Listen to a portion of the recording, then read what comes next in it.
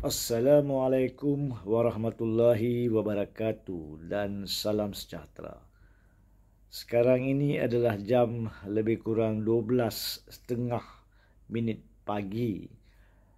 Pagi Selasa 4 hari bulan November 2025. Perhatian saya telah dibawa kepada satu laporan media yang telah memetik kenyataan pejabat peguam negara berhubung dengan perjanjian perdagangan timbal balik Amerika Syarikat Malaysia antara Presiden Amerika Donald Trump dan Anwar Ibrahim, Perdana Menteri Malaysia. Saya telah pada hari Sabtu yang lalu, iaitu 1 hari bulan November, mengeluarkan satu video berdurasi 15 minit di mana saya telah menyentuh keadaan yang saya katakan menurut klausa-klausa perjanjian tersebut menjadikan risiko penggadaian kedaulatan negara terserlah di dalam pelbagai klausa di dalam perjanjian tersebut. Dan dalam video tersebut juga dalam poin keempat, saya telah menyatakan dengan jelas bahawa satu-satunya cara kerajaan Malaysia boleh cuba meyakinkan rakyat Malaysia berkaitan dengan apa yang mereka katakan kononnya tidak ada pendedahan kepada pencabulan kedaulatan negara adalah sekiranya pejabat peguam negara sebagai penasihat undang-undang kerajaan mengeluarkan satu kenyataan yang betul dan lengkap.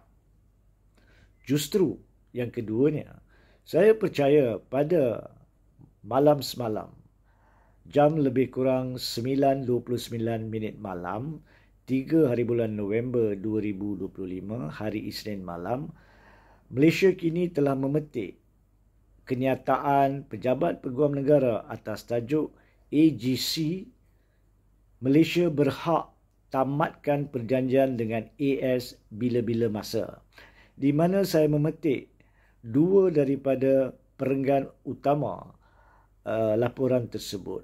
Pertamanya di perenggan 2. Menurut kenyataan AGC, penamatan perjanjian boleh dilakukan tanpa memerlukan persetujuan Amerika Syarikat berdasarkan peruntukan di bawah perkara 7.5 ART, iaitu perjanjian berkenaan, yang bertujuan mempertahankan dan memelihara kedaulatan Malaysia serta melindungi kepentingan negara pada setiap masa.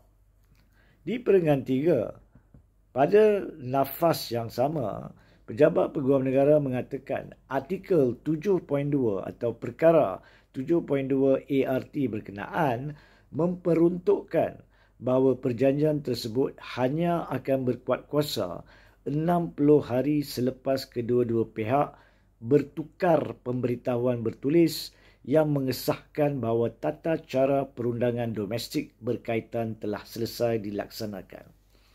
Tutup kata. Now, kedua-dua perenggan berkenaan pertama sekali tidak menjawab persoalan pokok, iaitu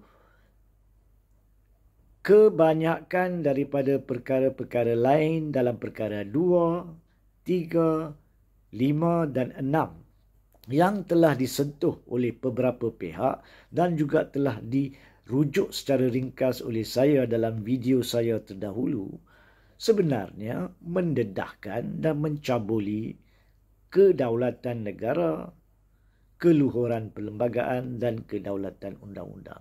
Kenyataan AGC ataupun peguam negara pada hari malam semalam tidak langsung menafikan kenyataan itu, iaitu tidak menafikan kemungkiran atau pencabulan kedaulatan negara. Tidak ada. Keduanya, kenyataan peguam negara itu cuma mengatakan bahawa dua perkara. Pertamanya, sebelum ianya berkuat kuasa di bawah perkara 7.2, ianya hendaklah melalui pengesahan dalaman domestik, iaitu seperti di Malaysia, sekiranya kita perlu membuat pindaan mana-mana undang-undang, maka pindaan boleh dibuat di Parlimen, dan jika terdapat pindaan perlembagaan yang perlu dibuat untuk mematuhi perjanjian tersebut, maka ianya boleh dibuat melalui pindaan perlembagaan di Parlimen dalam tempoh 60 hari. Selepas kedua-dua pihak bertukar pemberitahuan bertulis. Dan apa yang dirujuk sebagai menamatkan perjanjian adalah di bawah perkara 7.5 yang mengatakan jika Malaysia ingin menamatkan, maka perlu memberi notis 180 hari. Saya nak baca klausa yang dirujuk tersebut dengan lebih jelas. Perkara 7.5 penamatan tersebut berbunyi begini. Saya baca, petik. Either party may terminate this agreement by written notification to the other party. Termination shall take effect 180 days after the date of the notification. Justru, penamatan cuma akan berlaku di masa akan datang. Itu pun 180 hari selepas pemberitahuan bertulis. Maka dalam tempoh 180 hari sebelum kuat-kuasanya penamatan, bukankah negara Malaysia terdedah kepada pencabulan kedaulatan negara, kemungkiran perlembagaan dan undang-undang bertulis itu tidak dijawab maupun disentuh oleh pejabat peguam negara. Ini kita kena faham. Pejabat peguam negara cuma menjawab satu isu tanpa menyentuh pokok bahawa ia di bawah klausa-klausa sedia ada sudah ada pencabulan kedaulatan negara. Dia cuma mengatakan, pejabat peguam negara cuma mengatakan kalau kita nak tamatkan, kita boleh buat penamatan. Tapi ianya cuma berkuat kuasa di bawah fasal atau perkara 7.5 lepas 180 hari, bermaksud lepas 6 bulan. Dalam 6 bulan tu apa kita nak buat dengan pencabulan kedaulatan negara? Begitu juga rujukan kepada perkara 7.2 tadi mengatakan bahawa penguatkuasaan perjanjian shall enter, saya baca ya, this agreement shall enter into force 60 days after the date on which the parties have exchanged written notifications certifying completion of their applicable legal procedures or on such other date as the parties may agree. Seperti yang saya nyatakan tadi, kalau ada mana-mana klausa perjanjian yang sememangnya ada yang mencabuli perlembagaan, maka kita wajib menurut perjanjian ini membetulkan peruntukan perlembagaan yang menghalang kesahihan perjanjian ART berkenaan. Ataupun jika ada undang-undang yang bertentangan dengan kandungan perjanjian ART tersebut, maka kita perlu buat pindaan yang perlu dalam tempoh yang munasabah dan hendaklah dimaklumkan atau berkuat kuasa 60 hari selepas ianya telah dilakukan. Persoalannya, kenapakah kita, negara Malaysia yang berdaulat, perlu membuat pindaan kepada perlembagaan maupun undang-undang untuk mematuhi klausa-klausa yang dipersoalkan daripada klaus perkara 2, 3, 5 dan 6 berkenaan jika ianya tidak mencabuli kedaulatan negara, keluhuran perlembagaan, kedaulatan undang-undang.